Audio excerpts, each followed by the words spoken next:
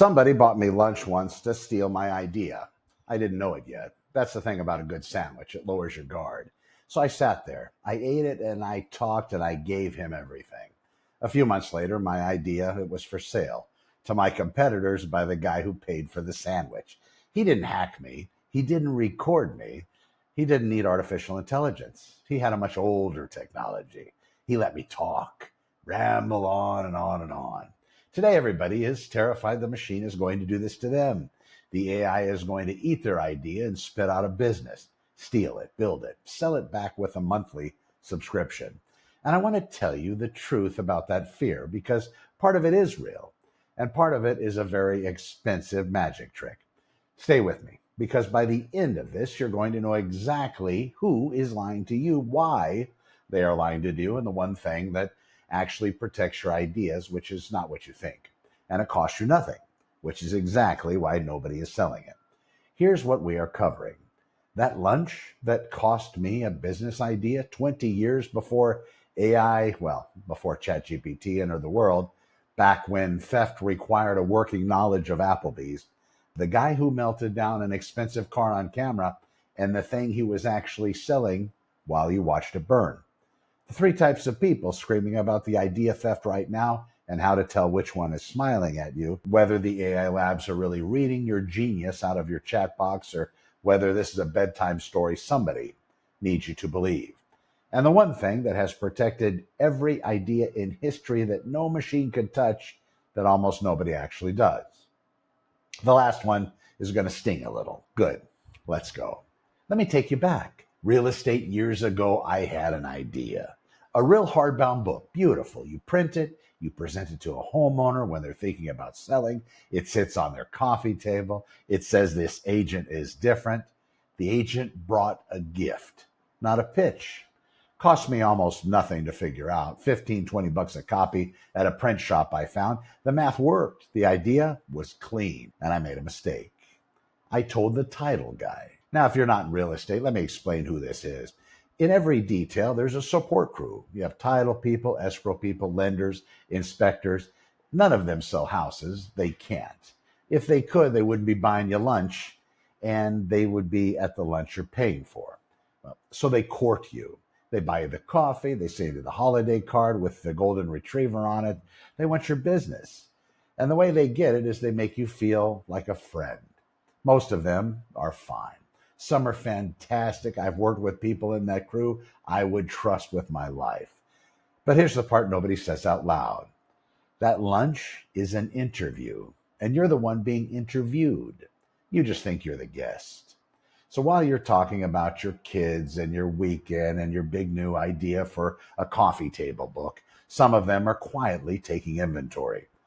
What are you doing? What is working? What have you got that they can use to give to the other agents so they can be their hero too? Well, I found out the hard way. A few months after I told them, the title guy started offering the exact same book to agents, the same agents I'm competing against. My idea, but his name on the idea and the cover. He must have forgotten to give it back to me. 20 bucks worth of sandwich for an idea I paid years to have. A solid trade for him, no doubt. But here's is where the first hard truth comes today. That was not left in the legal sense, not really. Because an idea is not protected, it never was. Not by law, not by handshake, not by common decency, which, by the way, was also not included with the sandwich. You cannot own an idea. You can own the expression of it, the specific words, the specific design, the specific invention if you patent it.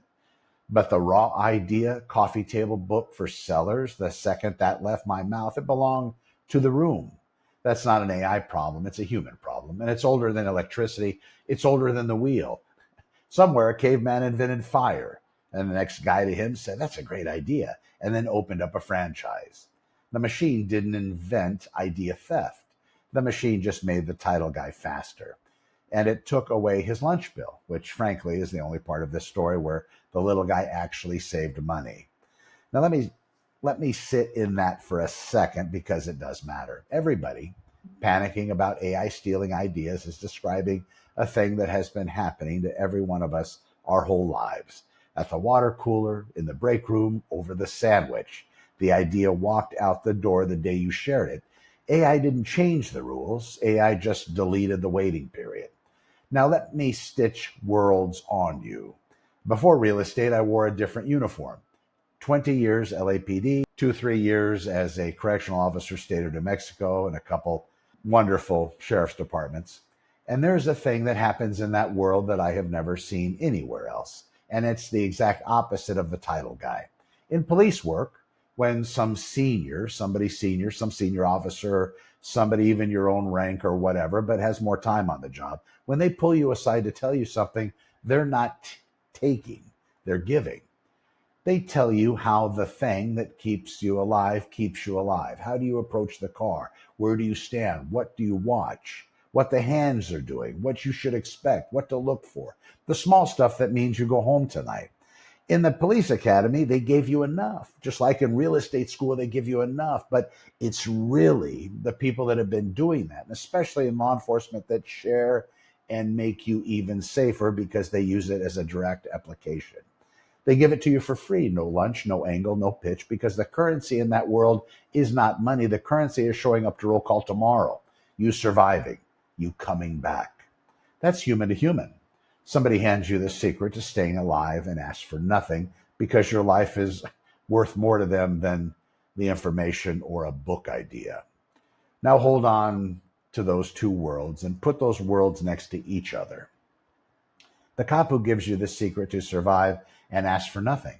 The title guy who buys you a sandwich to take the secret you had. Same species, two completely different codes. One of them would take a bullet for you. The other one would take your coffee table book and expense the appetizer. And the reason I'm telling you both is this. When somebody comes at you with information or comes at you asking about yours, the only question that matters is which one of those two people are they? Are they handing you the secret to survive, or are they buying you lunch? Most people can't tell in the moment because both of them smile, both of them are warm, both of them feel like a friend. The tell is not the smile, the tell is the direction of the flow, and that's the skill. And it's a skill nobody is teaching right now because everybody's too busy screaming about the robot. So let's talk about the people screaming about the robot for a moment. Right now, there's a wave of fear telling you that if you type your idea into an AI, the company behind it will harvest it, build it, and steal your business by Tuesday. And I'm going to introduce you to the three kinds of people making that noise because once you can name them, you can never unsee them. It ruins the internet, but it ruins it in a good way. The first kind, the stunt seller. You have seen this person. They do something loud and expensive and shocking on camera. They destroy something, they burn something, they blend something, they melt something down. There was one recently, a guy took an expensive car, supposedly melted it into a puddle, and made a whole moment out of it. And people watched, and people argued, and people shared, and that was the entire point, and cost him a lot less than the car was worth in attention. And I do not know the man's heart. Maybe he believes every word. Maybe he was making a real point about something real. But I build content for a living now, so let me tell you the mechanics. The stunt is never the product. The stunt is the doorway. Behind the shocking thing, there's almost always something for sale. A course, a service, a product, a worldview they need you to buy so the next thing lands. You're not supposed to notice the sale. You are supposed to feel the shock. The shock lowers your guard. The sale walks in behind it quietly and wiping its feet. That's not evil, that's marketing. Old as the carnival. But when somebody destroys something valuable in front of you, ask one boring question. What are you selling behind that fire, behind that melting metal? There's always something behind the fire, behind the melting metal. Nobody melts a car for free. That's not a hobby, that's a funeral. The second kind, the lunch buyer. This is my title guy in a newer suit. Warm, helpful, nice, wanting you to be your best to really survive in real estate or whatever the business is. And also quietly, he's taking inventory. They're not loud. They do the opposite. They get close. They ask for loyalty. They ask such good questions. They seem to be so interested in what you are building, and you feel flattered because finally somebody gets it. And maybe they do get it, and maybe they are your friend. But watch the direction of the flow. A real friend gives you the secret to survive. The lunch buyer extracts the secret you already have and picks up the check like it was a gift. The check was not a gift. That check was a receipt for your idea. The third kind, and this is the sneaky one, the panic merchant. This one does not steal your idea. This one sells you a very nice lock for a door nobody's going to be standing at. They make the video about how AI is coming for your business. Then they sell you a course on how to protect your intellectual property from the machine. They run the service that shields you from the exact monster they built in your head 10 minutes ago. They need you scared. Scared is the whole business model. A calm person does not buy the fear cure, so they can't let you be calm. Your peace of mind is bad for their quarter. And I want to be careful here because I'm about to say something that could sound like I'm one of them. I'm not selling you fear today. I'm trying to take it off you. So let me prove it by telling you the boring truth about the actual AI question, the truth that it does not sell a single course. Watch how unprofitable honesty is. Are the AI labs stealing your ideas out of your chats? Here's the honest answer. Not the scary one, not the comforting one, the real one. The nightmare version where you type an idea into a box and some company spins up your exact business the next morning and crushes you. That is not how it works right now. This is a movie. That's a movie. It's a good one. It's a great thumbnail, not the actual mechanism. But there is a real thing underneath, and I'm not going to lie to you and say it's nothing. The real thing is not the theft. The real thing is that these systems learn from enormous amounts of what people feed them.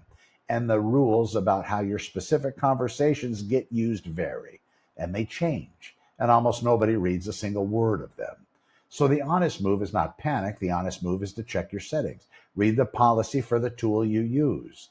Some let you turn off training on your data. Some are private by default. Some are not. It's a 5-minute job, and it's something. And somehow, the one job nobody will do because it's not scary and there's no thumbnail for it. This is the actual vulnerability, not the robot. The settings page you've never once opened, the monster is a checkbox. You just never scroll down. But here's the deeper truth, the one that changes how you walk around every day. And this is the one panic merchants will never sell you because it ends their whole racket. The real threat was never the machine would steal your idea. The real threat is that your idea was never rare. Sit with that. If you can type your idea into an AI and get a business plan back, so can 10,000 other people on the same afternoon, probably during the same lunch. The machine did not steal your idea. The machine held up a mirror and showed you that your idea was standing in a crowd the whole time. The coffee table book was a good idea. The title guy proved it, and it was good by stealing it. But never the idea that had the value. It wasn't that. The value was actually in who printed the book, who actually walked it into a living room, who actually followed up, who actually shipped it while I was still yakking about it, while everybody else was still describing it over an appetizer like I did. The idea is the cheap part. The idea was always the cheap part. The idea is the sizzle. Shipping is the steak. And most people are out here trying to sell the sizzle and then getting pissed off when somebody grills it first. Execution, that's the moat. Speed is the moat. You are your moat. You are your own moat. Let me make this real for the people building something right now. You have an idea. It is good. You are excited, and you are scared to say it out loud because somebody might take it. I want to release you from half of that fear and hand you the other half as a weapon. Yes, be careful who you hand your full playbook to. The lunch buyer is real. Do not lay out your entire operation for a warm smile and a free entree. That part of your caution is correct. Keep it and frame it. Do not let the fear of theft stop you from shipping, because that is the trap. That is where most people actually die, not from the theft, from hesitation wearing a citation costume or a caution costume. The title guy did not beat me because he was smart. He beat me because he moved first. I sat on my own idea. It was an egg, and he fried it. The idea you're guarding in your drawer is worth absolutely nothing. It does not appreciate in there. It's not wine. An idea you ship is worth something the second it hits the world. And here's the beautiful part. Once you ship it, once it's out there with your name on it, moving, real, in the market, now it is hard to take. Now you're the only You are the one everybody's copying, and the copies always show up late, out of breath, holding a worse version. The person who ships owns the idea, not the person who thought of it, not the person who stole it over lunch, the person who put it in the world first and keeps moving. So let me bring the two worlds back together one more time, because this is the whole thing. The cop hands you the secret to survive because he literally wants you to make it. The title guy buys you lunch because he wants what you have. And the machine, the AI, the thing everybody is terrified of, the machine is neither. The machine doesn't want your idea. It doesn't want your lunch. It doesn't want you to win or lose. It's a hammer. And a hammer in the hands of the title guy makes him faster. And a hammer in your hands makes you faster too. The hammer doesn't have a side. It just has a handle. The only question is who grabs it first. The people telling you to fear the hammer, ask what they're selling. The stunt seller needs your shock. The lunch buyer needs your trust. The panic merchant needs your fear. All three of them need you frozen. Notice that. Every one of them profits from you standing still. And the calm operator, the one who reads the settings, ship the idea, and stop guarding a drawer full of nothing, that person just keeps building while everybody else is at lunch. Be that person. Guard your full playbook. Check your settings, then get out of the drawer and ship the thing.